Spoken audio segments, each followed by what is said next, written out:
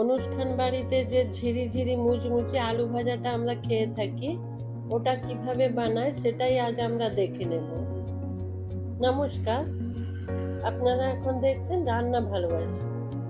আশা করি সবাই ভালো আছেন।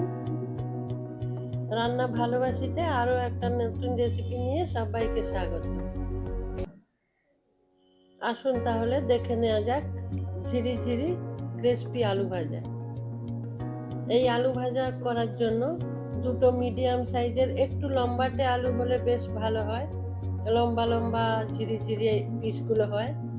দুটো আলু নিয়েছি, ওটা এখন ভালো করে পরিষ্কার করে নেব, খোসা ছাড়িয়ে ধুয়ে পরিষ্কার করে নেব। এই যে এইভাবে সব খোসা ছাড়িয়ে ধুয়ে নিয়েছি। এখন এটা গ্রেটারের সাহায্যে এই লম্বা দিক ধরে লম্বা লম্বা আলুর পিসগুলো হবে সেইভাবে গ্রেড করে নেব। এই যে গ্রেড করে নিয়েছি, এ দেখুন লম্বা লম্বা বেশ সরু সরু আলু গ্রেড করা হয়েছে। এখন ওই গ্রেড করা আলুগুলো একটা ঝাড়ির মধ্যে নিয়ে নিতে হবে।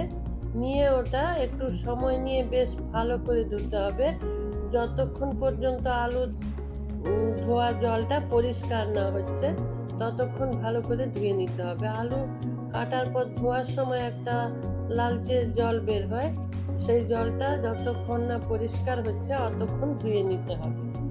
আপনারা যারা আমার ভিডিওটা দেখছেন প্লিজ একটা লাইক দিয়ে কন্টিনিউ করুন ভিডিওটা, আর ভিডিওটা শেষ পর্যন্ত দেখার অনুরোধ রইল।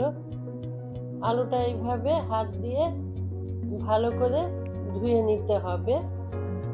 আলু ভালো করে না ধোয়া হলে ঠিকঠাক হবে না, ভাজার সময় আলুর সাথে আলু লেগে যেতে পারে। সেই জন্য এখানে আলুটা ভালো করে ধুয়ে নিতে হবে। ধুয়ে নেওয়ার পর একটা বোলে জল নিয়েছি, ওই জলের মধ্যে আলু রেখে দেব। জলের মধ্যে আলু রেখে দেওয়ার পর এটা জল সমেত আলু এই বোল ফ্রিজের মধ্যে রেখে দেব। 20 থেকে 30 মিনিটের জন্য ফ্রিজে রেখে দেব। তারপর 30 মিনিট পর আলু বার করেছি। আলুগুলো বেশ একটু শক্ত শক্ত সোজা সোজা হয়ে গেছে। এবার জলটা ছেঁকে নিতে হবে। একটা ঝাড়ির মধ্যে জল সহ নিয়ে নেব, তাতে জলটা ছাঁকা হয়ে যাবে। তারপর জলটা থেকে আলু ছেঁকে নেওয়ার পর একটা সাদা কাপড় নিয়ে নেব, পরিষ্কার কাপড়।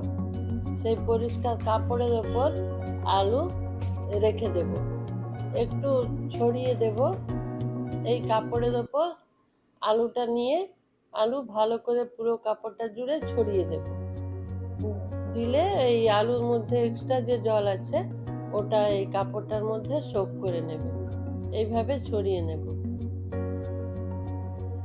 কাপড়ের একদিকে আলু আমি এইভাবে ছড়িয়ে দিয়েছি, আর কাপড়ের উল্টো দিকটা আলুর মধ্যে ঢেকে দিয়ে এইভাবে আস্তে আস্তে হাত দিয়ে চেপে চেপে দেব। তাতে আলুর ওপরের এক্সট্রা জলটা কাপড়ের এই প্রান্তে সোক করে নেবে। এইভাবে করে নেব। তারপর এটা হয়ে গেলে 2 থেকে 4 মিনিট কি 5 মিনিট এটা এইভাবে ছড়িয়ে রেখে দিতে হবে। তাতে বাকি যদি এক্সট্রা কিছু জল আলুর সঙ্গে লেগে থাকে ওটা শুকিয়ে যাবে। এই যে কত সুন্দর ঝুরঝুরে জল ঝরে একদম ঝুরঝুরে আলু হয়ে গেছে। এখন ওগুলো ভেজে নেওয়ার পালা। সাদা তেল দিয়ে এটা ভেজে নিতে হবে, একটু বেশি পরিমাণে তেল দিতে হবে। এটা ছাঁকা তেলেই ভাজতে হয়। এখন তেল গরম হলে প্রথমে আমি কিছুটা কারি পাতা ভেজে নেব। আপনারা যারা ভিডিওটা দেখছেন প্লিজ চ্যানেলটা সাবস্ক্রাইব করে আমার সঙ্গে থাকবেন, আর বন্ধুদের সাথে শেয়ার করবেন। ডান দিকে থাকা বেল আইকনটা প্রেস করে দেবেন। কারি পাতা দেওয়ার পর বেশিক্ষণ ভাজার দরকার নেই, কয়েক সেকেন্ড ভাজার পরেই কারি পাতা তুলে নিতে হবে। এটা মুচমুচে হয়ে গেছে, তুলে নিলাম। এরপর ওই তেলের মধ্যে কিছুটা চিনেবাদাম আর কয়েকটা শুকনো লঙ্কা গোটা ভেজে নেব। 4টে গোটা শুকনো লঙ্কা আর কিছুটা চিনেবাদাম তেলের মধ্যে দিয়ে দিলাম। বাদামের থেকে লঙ্কাটা একটু তাড়াতাড়ি ভাজা হয়ে যাচ্ছে, সেই জন্য লঙ্কাটা আগে তুলে নিতে হবে। তারপর ওই 1 মিনিটের মতো চিনেবাদামটা ভেজে নেবেন। খুব বেশি সময় ধরে ভাজার প্রয়োজন নেই। ভাজা হয়ে গেছে, তুলে নিয়েছি। এখন ওই তেলে আলু দিয়ে দেব। একসাথে অনেকটা আলু দেবেন না, অল্প অল্প করে আলু দিয়ে ওটা ভেজে নিতে হবে। অল্প আলু দিলাম, এইভাবে নাড়িয়ে নেব। আর এই সময় গ্যাসের ফ্লেমটা মিডিয়ামে থাকবে। লোতে দিলে ভালো হবে না, সেটা আলুর সঙ্গে আলু লেগে যেতে পারে, জড়িয়ে মন্ড আকার নিয়ে নিতে পারে। আবার বেশি হাই ফ্লেম দিলে আলুর কালার লাল এসে যাবে। এটা দেখতে সুন্দর সাদা সাদা ক্রিসপি আলু ভাজা হবে, সেই জন্য এটা মিডিয়াম ফ্লেমেই ভাজতে হবে। এই যে সুন্দর, হাতে নিলে ভেঙে যাচ্ছে। একবার ভাজা হয়ে গেল, খুব বেশি সময় লাগে না, কিন্তু এটা অল্প সময়ের মধ্যেই ভাজা হয়ে যায়। তুলে একটা টিস্যু পেপারের ওপর রাখবো, তাতে এক্সট্রা তেল ওই টিস্যু পেপারের মধ্যে সোক করে নেবে। এইরকম অল্প অল্প দিয়ে ভেজে নিতে হবে, একসাথে অনেকটা দিয়ে দেবেন না।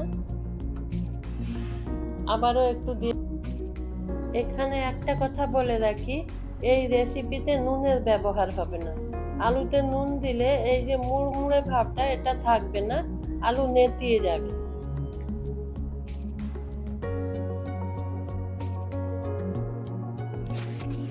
এইভাবে ধীরে ধীরে মিডিয়াম ফ্লেমে সব আলুগুলো ভেজে নিতে হবে। তারপর একটু ডাল আর স্যালাড সহযোগে এই আলু ভাজা পরিবেশন করবেন, খুব ভালো লাগবে। সব আলুগুলো ভেজে নিয়েছি। আলুগুলো সব ভাজা হওয়ার পর এটা 5 মিনিটের মতো একটু ঠান্ডা করে নেব। ঠান্ডা করে নেওয়ার পর কারি পাতা ভাজা আর বাদাম ভাজা আর লঙ্কা ভাজা দিয়ে খুব হালকা হাতে এটা মেখে নিতে হবে। এটা খুব চাপ দিয়ে মাখবো না, তাহলে আলুগুলো ভেঙে যেতে পারে। আলু খুব সুন্দর মুচমুচে হয়েছে, সেই জন্য এটা খুব আলতো করে হালকা হাতে মেখে নিতে হবে। মেখে নিয়ে এটা খাওয়ার যদি অনেক আগে তৈরি হয়, এটা একটা কন্টেনারে রেখে দেবেন, এয়ারটাইট কন্টেনার। এয়ারটাইট কন্টেনারে রেখে বেশ কয়েকদিন ধরে এটা খেতে পারেন। এই যে এইভাবে মেখে নেব। এতক্ষণ যারা আমার সঙ্গে ছিলেন সবাইকে অসংখ্য অসংখ্য ধন্যবাদ। নমস্কার, ভালো থাকবেন সবাই, সুস্থ থাকবেন।